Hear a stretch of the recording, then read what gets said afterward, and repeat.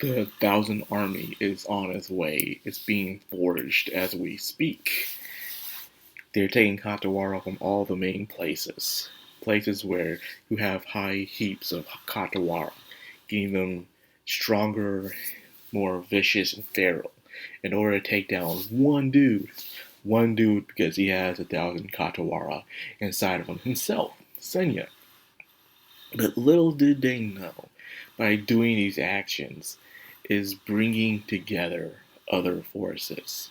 People, allies you don't expect to be on Senya's side. Some we know of, and some we don't. Even some returns as well, like shocking returns. Well, who am I kidding? The freaking opening spoiled it for you since the beginning of season 2. So yeah, you already saw this coming. That's why I enjoy the opening of season 2, but like I said, it spoils. It spoils a little too much.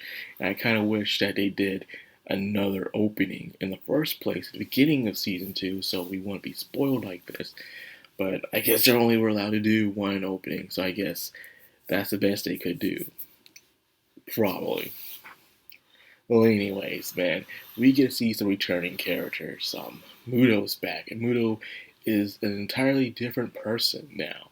You know, he's the completely selfish, insane, violent action craze character we saw before. This dude is a bit more humble, a bit more aggressive. He's still aggressive a bit, but his humility is being shown in this episode. You know, he's putting others before himself. This was a very selfish creature. Most dragons are selfish creatures. They are very narrow-minded and tunnel vision. And it seems like Nudo was able to do something that Senya's dad, Nadare, wasn't able to do. And it's all thanks to his humble journey. After losing to Senya, he went on his way looking for someone to teach him techniques. He's strong as is, but he wants to become stronger. You know, the typical shonen anime protagonist, stronger. So he sought out a swordsman that was very good, very skilled. The point that he was able to make Muto bleed. But Swordsman says something very smart. He says, "You're strong as it is. I understand you want to become stronger, but you're already stronger than any sword that can ever be made. Instead, find someone who is capable of you. Someone who you are able to relate to instead. You know, sharpen your skills as a person instead of trying to learn a technique you will never need. Learning a sword will do nothing for this guy because all he knows is use his bare hands. And this is where we see a blast from the past. We get to see Durin. Yeah, we haven't seen Durin in a while. The tiger dude. Yeah, Durin is doing what he usually does, hanging out the monkeys and getting drunk. I don't think he's part of the monks anymore. I think he retired from the monk. He's just now just hanging out with the monkeys, training and getting stronger. And he seems like he didn't get weaker. In fact, he got stronger to the point where even Muto himself was impressed with his strength and his way of life. You know, what is a fist to you? What is fighting to you? And stuff. And all these answers that Durin gave him motivated him. Like, yeah, this is the dude. This is the dude that has to be my teacher. Definitely. So he did the most manly, most hypergenetic pose of bowing and asked for him to teach him how to fight. And he accepted, you know. So ever since then, he's been training, hanging out with the monkeys, getting drunk and stuff, enjoying life. Until the douchebags showed up, the Void people. And you know what the Void people like to do. They came just to get the monkeys, but now they saw two bigger prizes.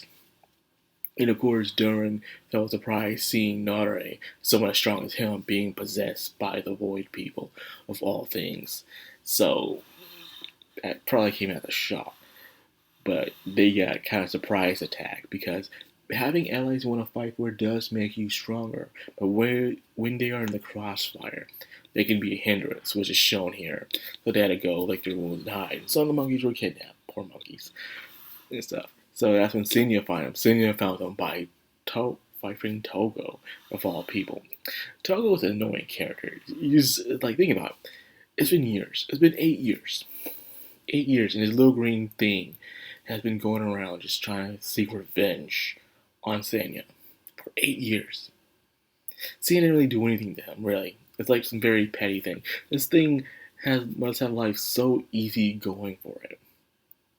So easy. Because think about it. Sanya didn't do anything really that bad to him. Humiliated him a bit, but that was it. Everyone gets humiliated. But he spent 8 years trying to buy a gun so he can kill Senya with it. But it fails. Imagine, but of course for Katawara, time probably doesn't mean anything, so whatever. But still, it's just that, dude, while everyone else is trying to survive a world full of monsters and they're starving and trying to find food and warmth and shelter, this dude's just out here, man. Just like, I gotta get my vengeance, man. I gotta get even. How dare he humiliate me? Like that's like, wow, you are one petty little thing. This is all I'm saying, man. This is nuts. It's really nuts.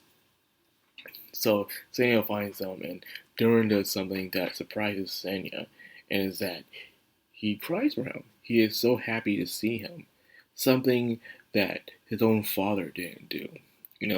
He kind of wished that he would have some type of emotional attachment to his father, where the father was very distant, but I guess that's just how dragons are. So I wonder if Mudo didn't run into Duran, he would have done the same.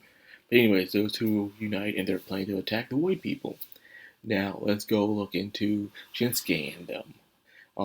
Shinsuke is finally free. He's been in that village for years. He's finally out. So he's going to do all the drinking and all the eating he wants and stuff. He's just enjoying himself. It's funny because all the Katawara in the village really respect him. In a way, they truly respect him.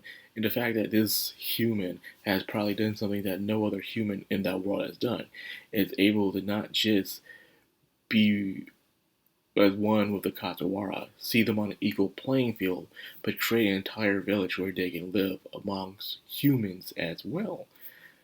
Shinsuke has done something that no one's ever done, which is a great feat. So they probably see him as this up high stand up guy. But in the day, he's just enjoying himself. It's kind of funny. It's funny. But anyways, not everything is peaches and cream here as well. They're off to see an old friend from a certain place that they went to. A very impactful moment that happened in season 1, which is Shakugan herself. You know Shakugan, the girl with the pink hair, rock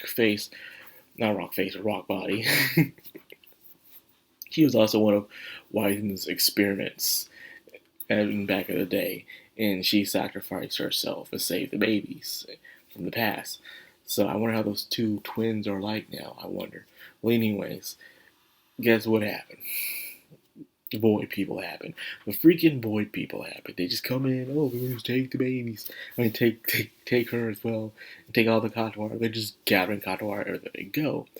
And now Shinsuke is upset. Rightfully so. He was so nervous, thinking that how would she react if she saw him of who he is today. And he thinks he hasn't really done much, which is have time about someone being too modest. Like, this dude's done a lot, man. He's changed the lives of a lot of people. And Tsukiko was there to show him that. Like, her and Senya have been following this dude for years, They really look up to him as a father figure, in a way. Because her dad was dead, and his dad was sealed away. He was the only one that was there for them. And he did a pretty good job. They're good kids, real good kids, so nothing wrong there.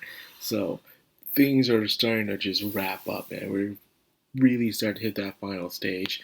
And then Karma's hitting the monk temple finally, because what the monks used to do in the past is finally catching up to them. Now the Katawara come to attack them. Karma. But I bet they're not who they used to be in the past anymore. But like I said, karma.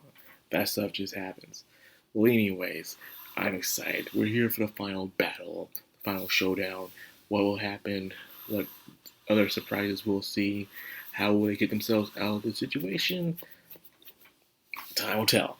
So anyways, enjoy this episode. It was really nice, seeing all the characters starting to slowly reunite and join in onto the final battle. Will be very exciting.